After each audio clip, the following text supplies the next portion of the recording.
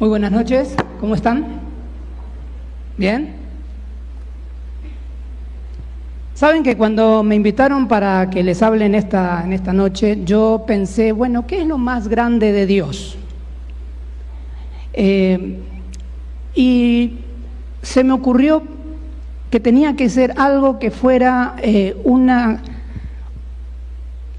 cualidad de Dios que sea tangible, que se pueda experimentar.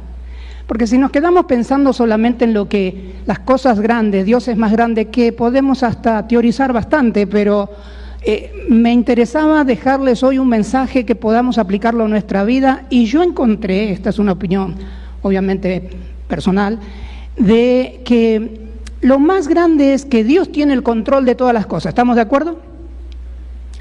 Dios domina todo lo que sucede en el universo. ¿Estamos de acuerdo? ¿Y saben qué? Y para mí lo más grande es que está dispuesto a comunicarse personalmente con cada uno de nosotros. A ver, el Dios del universo es capaz de comunicarse, relacionarse profunda e íntimamente con cada uno de nosotros. Eso para mí es lo más grande de Dios y supera todo lo demás.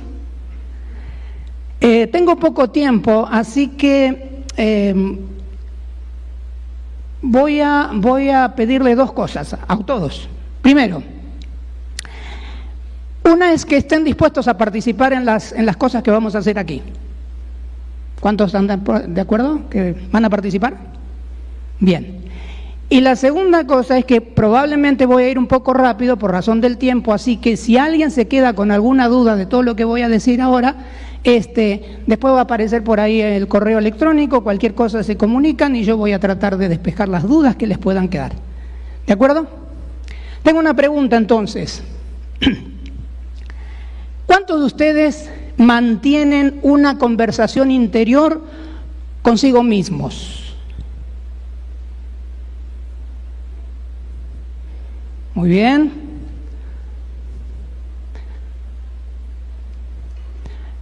Felicitaciones. Quiere decir que estamos entre seres humanos. Con todo, vi que algunos no levantaron la mano, lo cual me generan dudas, ¿no? Por ejemplo, que capaz que son aliens, están acá pero no son humanos.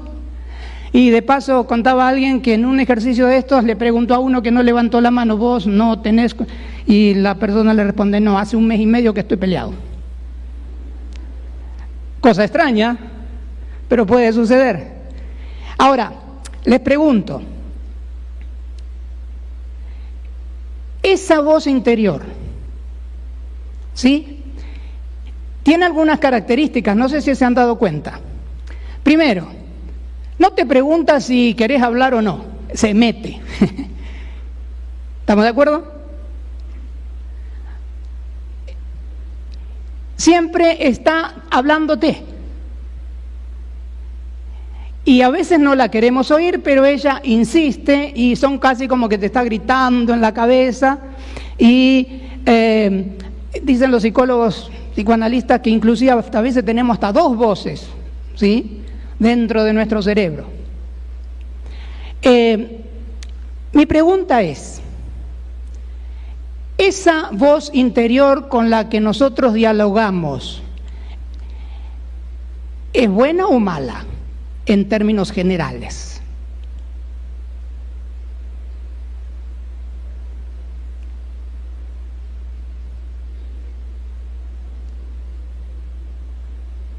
¿Sí? ¿Buena? ¿Mala? ¿Cuántos creen que es buena para con nosotros, con las cosas que nos dicen? A los pastores sí, de hecho, ellos están seguros de eso. ¿Cuántos creen que es malo? Allá levantó la mano, no sé si la levantó tarde, pero ¿crees que es mala? Bueno, interesante.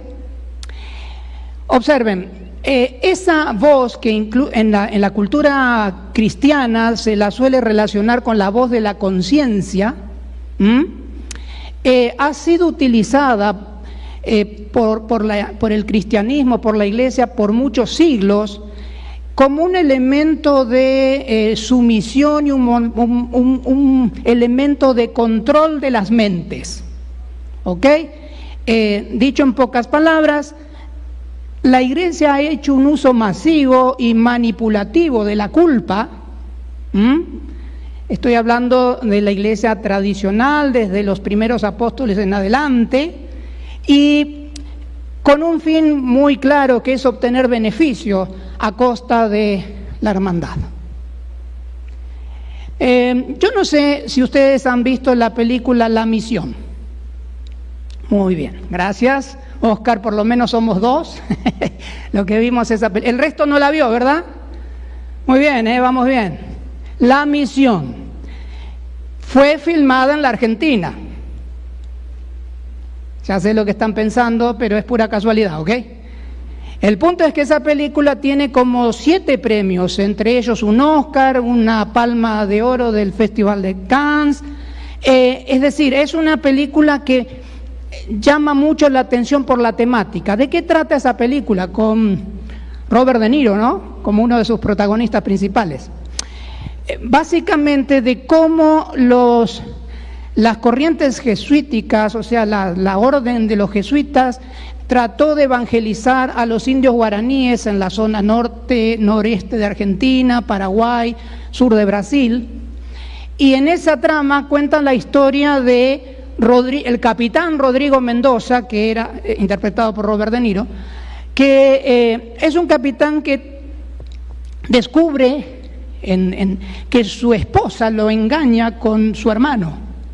Entonces, ante la ofensa, él lo reta a duelo al hermano y tiene un final mortal, obviamente. Además, este hombre se dedicaba a capturar indios y a venderlos como esclavos, o sea, un ejemplar de aquellos, ¿no? Pero todas estas circunstancias lo afectaron tanto mentalmente y que se sintió de pronto como que la carga era tan grande, tan pesada, que ya no hallaba cómo salir adelante. Y en eso un sacerdote lo invita a participar de la misión, de la campaña que estaban haciendo los jesuitas entre los guaraníes, y él acepta, buscando el perdón de Dios, ¿sí? Y como muestra de arrepentimiento de todo lo que había hecho, él decide ir hasta las misiones jesuíticas, y en Misiones, casualmente así se llama el estado de Argentina, donde estaban armándose todos los proyectos que tenían los jesuitas, y para llegar allí va arrastrando a modo de penitencia todo su bagaje, ¿sí? Tironeando de una cuerda, avanzando por cataratas del Iguazú, que eso son rocas siempre mojadas, todo patinoso. Y el punto es que llega finalmente al campamento, y cuando arriba, prácticamente destruido desde lo físico, los indios lo ven, y entonces el jefe da una orden a uno de los indios, y el indio corre, agarra una daga y se abalanza contra él para degollarlo. ¿Por qué? Porque los indios sabían quién era el capitán Rodrigo Mendoza. Y es un momento de tensión. ¿Quieren saber cómo termina? Tienen que ver la peli, si no. No, pero se las voy a contar, hoy ando bueno. Resulta que lo va a degollar, y el sacerdote que está en compañía del jefe le dice algo, le da ante la pregunta del jefe, ¿qué hacemos? Parece que lo induce a que no le hagan nada, y entonces el jefe de la tribu da la orden, y el hombre, en vez de degollarlo, corre la daga y corta la soga con la cual venía arrastrando él todo su equipaje y su bagaje. Y inmediatamente que corta, ¿saben lo que hace el aborigen? Empuja toda esa carga y la arroja allá al fondo en el río, y desaparece la vista. Muy bien, primera pregunta. ¿Qué te está enseñando esta lección, esta escena? A ver, participen, please, porque si no esto va a estar muy aburrido. Vamos, hoy es gratis.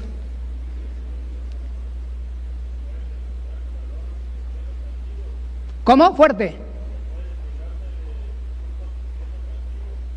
que puedes librarte de culpas cumpliendo castigos. Bueno, eso es lo que decía yo que el cristianismo ha tenido por mucho tiempo como una cosa muy importante, ¿no? Pero en este caso el indio cortó la soga, tiró el bagaje al río y de paso Robert De Niro empieza a llorar desconsoladamente y emociona, ¿sabes? Porque de pronto él sintió que había dejado toda la carga psicológica y de culpa y de pecado que traía. En otras palabras, fue liberado.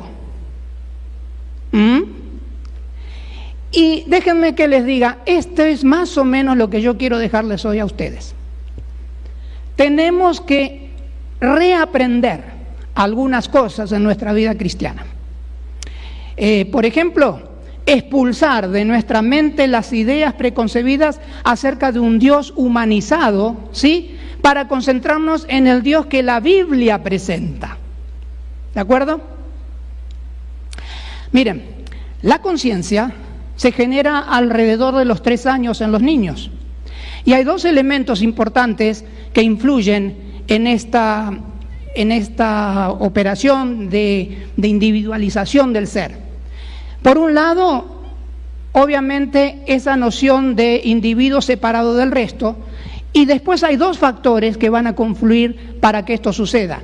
Por un lado, las enseñanzas que recibe esa persona del medio en el que se cría, a través de sus cuidadores. Y por otro lado, alcanzar la madurez emocional, ¿sí? Es importante esto porque necesitamos como seres humanos estar adaptados a la vida social y ese desarrollo implica entonces un equilibrio entre la autoestima, la capacidad cognitiva para entender los valores que una sociedad nos enseña y por otro lado el control de las emociones. Así que conforme vamos creciendo, nuestra psiquis se va nutriendo de estos elementos. Con el tiempo los niños van a la escuela y ya son los maestros los que influyen y conforme van avanzando llegan a la universidad y son los maestros universitarios los que también de alguna manera van influyendo. Pero las primeras experiencias que el niño tuvo en estos aspectos se fijan de tal manera que, aquí viene el punto, es muy difícil sacarlas de cuajo. Es decir, quedan esas ideas en nuestra mente de tal manera que a menos que seas consciente de que las tienes, no es posible ningún cambio. ¿Se va entendiendo hasta acá? ¿Más o menos? Bueno, cuando nadie dice nada es porque o todos entendieron o lo otro, ¿no? Fíjense, dice esta autora, la capacidad para entender y regular o controlar los sentimientos es un avance es uno de los avances principales en la niñez temprana. ¿Qué sucede? Vamos a poner casos hipotéticos ahora. Tú eres un niño o una niña, todavía no te puedes manejar autónomamente, pues dependes de los mayores. ¿Y qué pasa si esos mayores, que pueden ser progenitores, cuidadores en general, son incapaces de manejar sus propias emociones de manera sabia?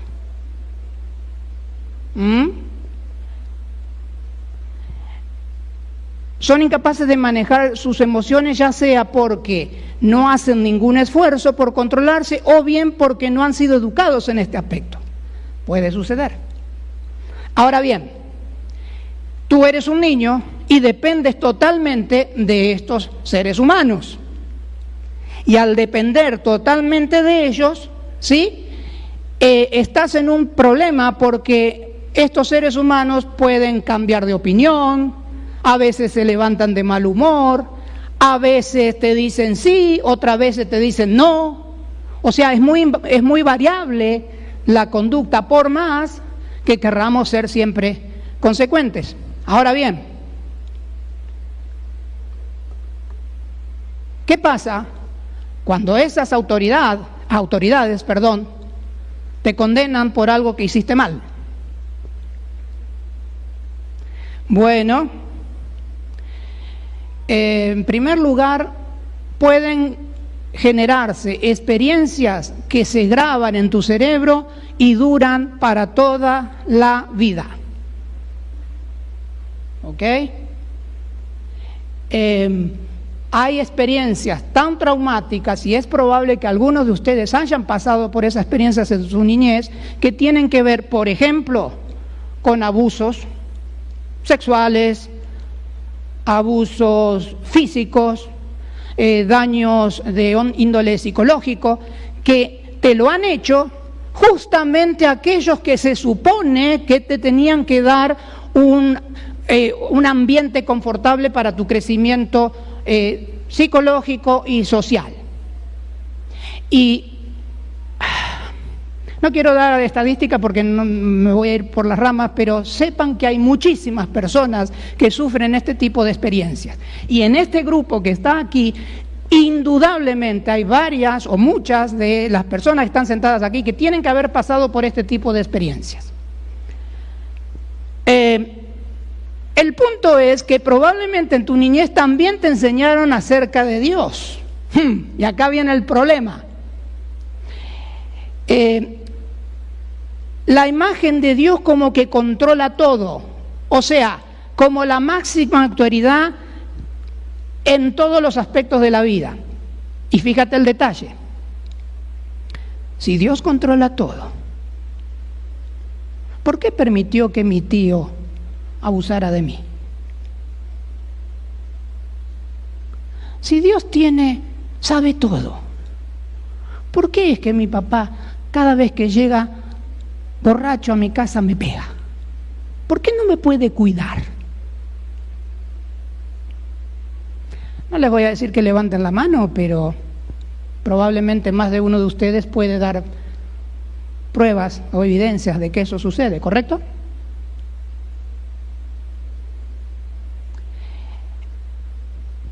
Estas impresiones que recibes en tu niñez y que también las hemos reforzado de pronto con la educación en los años subsiguientes, crean en nuestra psiquis como un golpe, un abollón, ¿sí?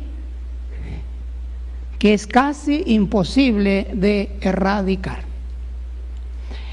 Miren, la tía White, yo le digo tía porque ya tengo cierta confianza, ella dice lo siguiente, sí, afirma que los padres y los maestros son los que representan a Dios frente al niño, ¿ok?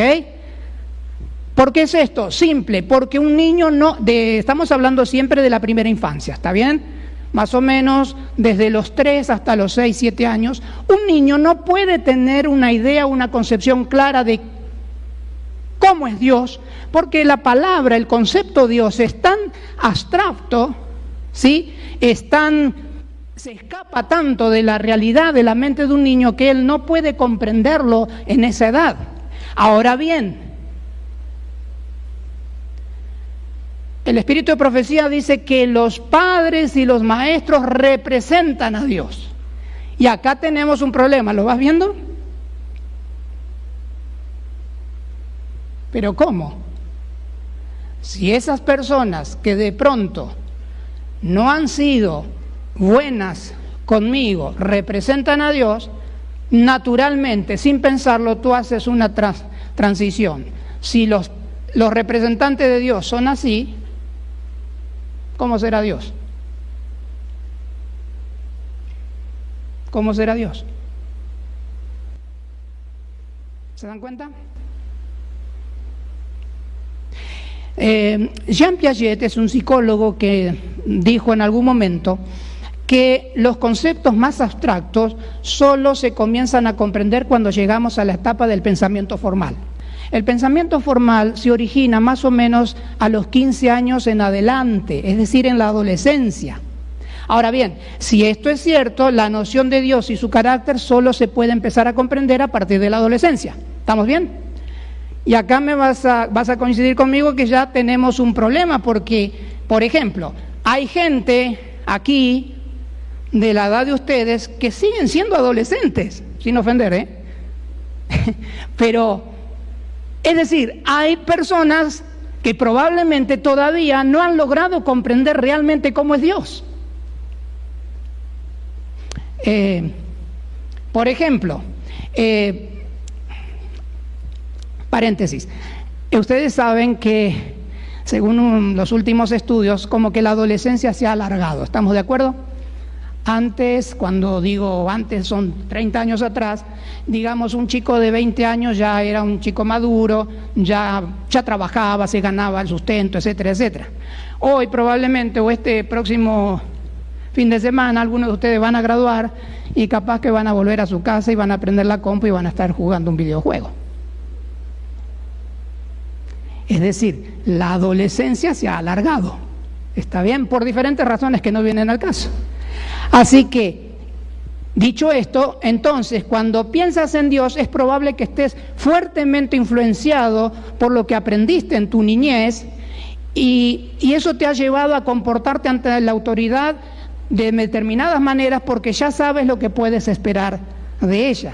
No puedes manifestar tus emociones porque la autoridad tiene el poder y podría tomar represalias contra ti. Por lo tanto, es mejor cuidarse. No vaya a hacer cosa que tú termines siendo combustible para el infierno, ¿no? Digo. Ahora bien, sería muy bueno si esto avanzara.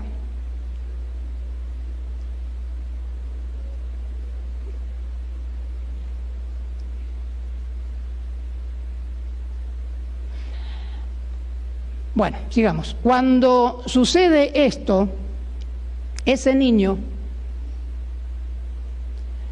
que normalmente es maltratado o que normalmente es afectado por lo que hacen o dejan de hacer sus cuidadores, y como te decía, esos pensamientos quedan enraizados, va a reaccionar.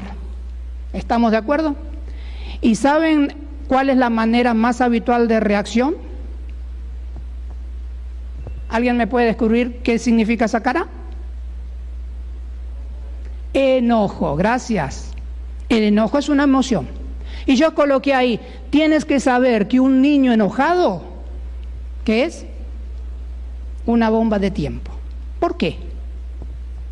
Porque cuando ese niño crezca y se dé cuenta de que tiene rencor, tiene odio, tiene algo que no está resuelto correctamente en la adolescencia, cuando tiende a separarse de sus cuidadores, ahí va a resurgir y se va a manifestar todo ese rencor y toda esa amargura que está grabada íntimamente en el corazón.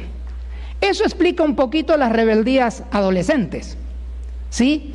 Pero lo que más me preocupa a mí es que esas rebeldías también se las dirigimos a aquel que representaban nuestros cuidadores, ¿sí? Y ahora vamos a hacer una especie de experimento social. Les voy a demostrar cómo se da esto, ¿de acuerdo? Por favor, ayúdenme con cierren los ojos, traten de abstraerse de todos los que están sentados al lado de ustedes, concéntrense, ¿sí? Y traten de recordar. Cuando ustedes eran pequeños y cometían algún error o se portaban mal o hacían algo que no estaba bien, normalmente sus cuidadores los regañaban. Traten de recordar qué palabras utilizaban o qué expresiones, ¿no? Por ejemplo, tú eres o tú no eres. ¿Sí? Concéntrense, por favor. Cuando hayan identificado esas expresiones, levanten la mano, por favor. Total, todos tienen los ojos cerrados, solamente yo los puedo ver. Tranquilos. Bueno, yo y toda la gente que está en internet, ¿verdad? Mirando este programa. Muy bien, veo que va. Listo, muy bien. Pueden abrir los ojos. Oigan, quiero felicitar a aquellos que no levantaron la mano. ¿Saben por qué? Porque acabo de darme cuenta de que nunca han fallado en nada, por lo tanto nunca recibieron una reprimenda. Son geniales. ¿Nos podrían pasar la fórmula, please? Genial. Ahora, los que levantaron la mano, les voy a pedir que otra vez cierren los ojos y ahora vamos a hacer otra introspección más. Y esta es más delicada todavía. A ver, cierra los ojos y piensa. Cada vez que cometes un pecado, qué sé yo, dijiste, a partir de ahora voy a seguir una dieta, no como más galletas, y el sábado noche te atragantaste con 3 paquetes, ¿no? Y entonces después te sientes mal. La conciencia, ¿qué te dice?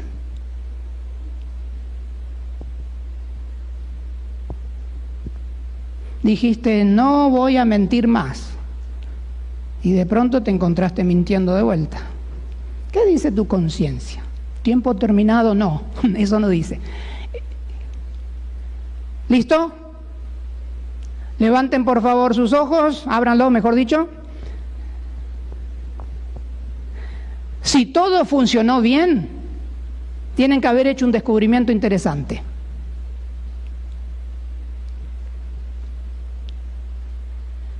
Probablemente las mismas formas de reprimendas o de sanciones o de desprecio que recibías siendo pequeño, ahora lo sentimos cuando pecamos. ¿Me ayudan? ¿Cuántos notaron que hay coincidencia? ¡Wow! Bien.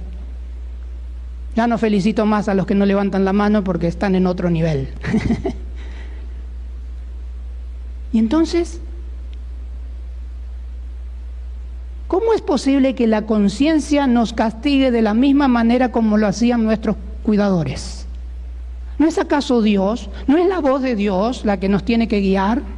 ¿Y la voz de Dios trabaja igual que lo hacían nuestros cuidadores? ¿Ven la incompatibilidad de esto? ¿Acaso Dios no es amor? ¿Dios no es humano? ¿Dios no se comporta como los seres terrestres, los que vivimos en este planeta y que tenemos una mente inteligente? ¿Qué pasó?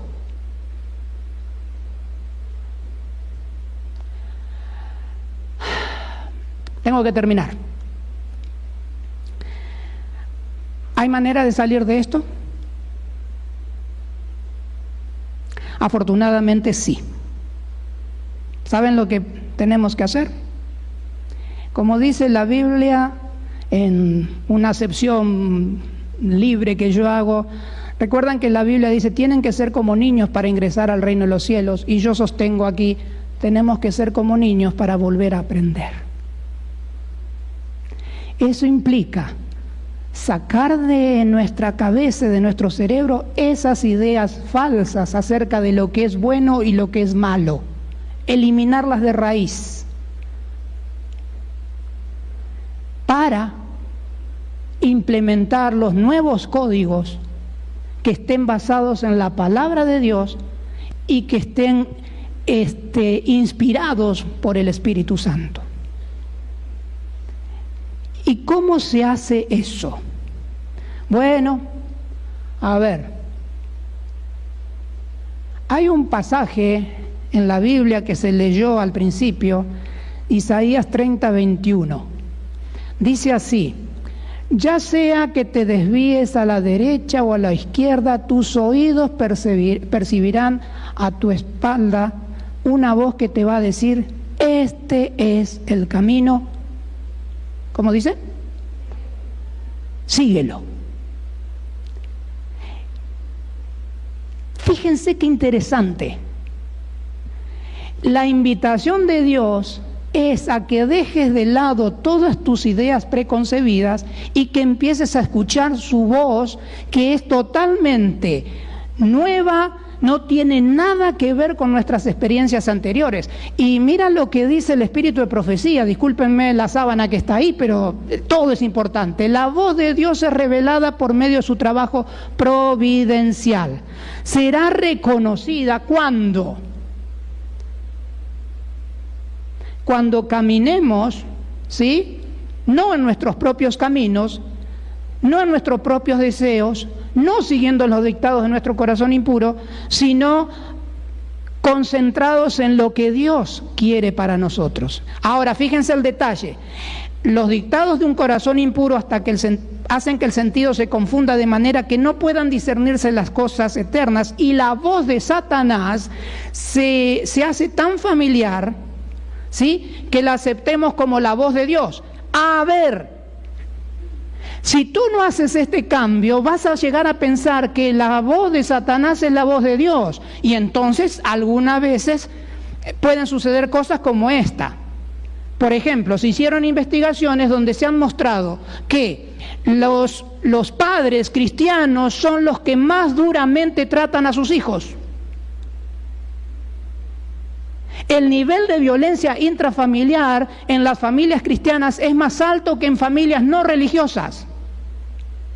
Es la voz de Satanás, mis queridos, que nos está diciendo: haz esto porque esto está bien. ¿Lo ves? Y ya para terminar, debemos oírle individualmente hablarnos. ¿A dónde? Al corazón. ¿Cuándo? Cuando todas las demás voces queden acalladas y en la quietud esperamos delante de Él. El silencio de alma hace distinta la voz de Dios. ¿Ves por qué digo yo que lo más grande que hay para mí de Dios es eso? Que es capaz de comunicarse personalmente contigo. Y esa voz nos invita a: estad quietos y conoced que yo soy Dios. Gente, ¿por qué traje este tema? Simplemente porque les confieso que estamos en unos tiempos difíciles, ¿saben? Me parece que hay muchos jóvenes cristianos, muchos jóvenes adventistas que tienen años de experiencia en la iglesia, o no de experiencia, de habitar en las iglesias, y sin embargo no tienen una comunicación real y no conocen la voz de Dios. Y me dejan confesarle algo. Yo siento, me es muy difícil a mí hoy por hoy, por ejemplo, aconsejar a los jóvenes. A veces viene alguien a preguntarme: profe, a ver qué le parece. ¿Saben por qué me es muy difícil? Por varias razones, pero una de las más importantes es porque con tantos cambios en este mundo, es muy difícil que lo que yo te diga a ti te funcione como me funcionó a mí. Las cosas han cambiado demasiado, ¿sí? Así que ya no sabemos lo que va a pasar de acá a 5 años. Y entonces creo que es fundamental guiarte a que escuches la voz de Dios y no las voces humanas. Probablemente tengamos que cambiar algunas cosas, ¿sí?